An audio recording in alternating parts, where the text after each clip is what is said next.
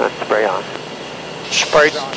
Remember this figure, 75%. That's the amount of dispersant the Environmental Protection Agency told BP they had to cut back in using, 75%. That was about a month ago, and the EPA made it known they were taking a hard line, really being tough. Made it clear to BP last night that we expect nothing less. We expect to see a substantial reduction in the overall amount of dispersant used. The EPA and Coast Guard say BP mostly complied, reducing its dispersant usage by 68%. But did they really? Turns out, not really.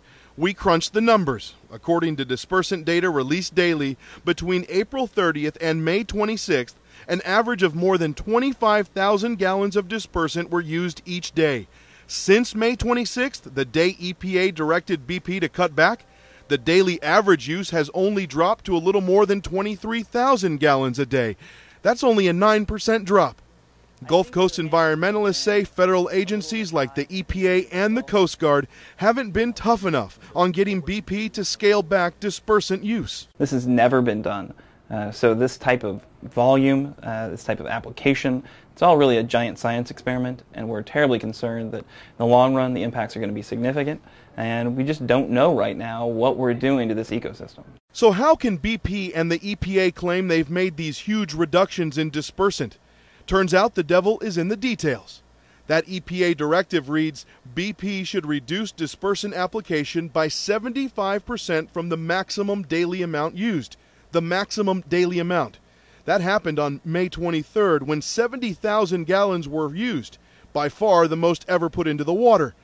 So they have significantly reduced the amount of dispersant used based on that one single day, but on average, the decrease is much, much less.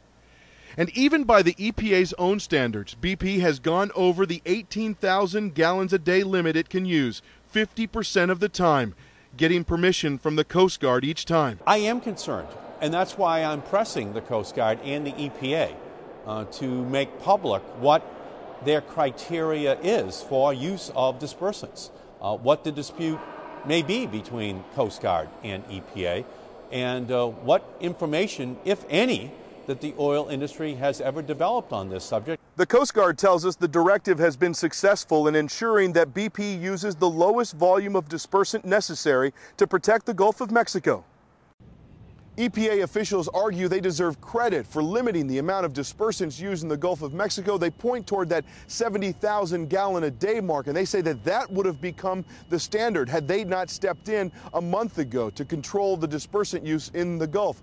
But many environmentalists down here say that because they consider this a giant science experiment, these dispersants really shouldn't be used at all. Ed Lavandera, CNN, New Orleans.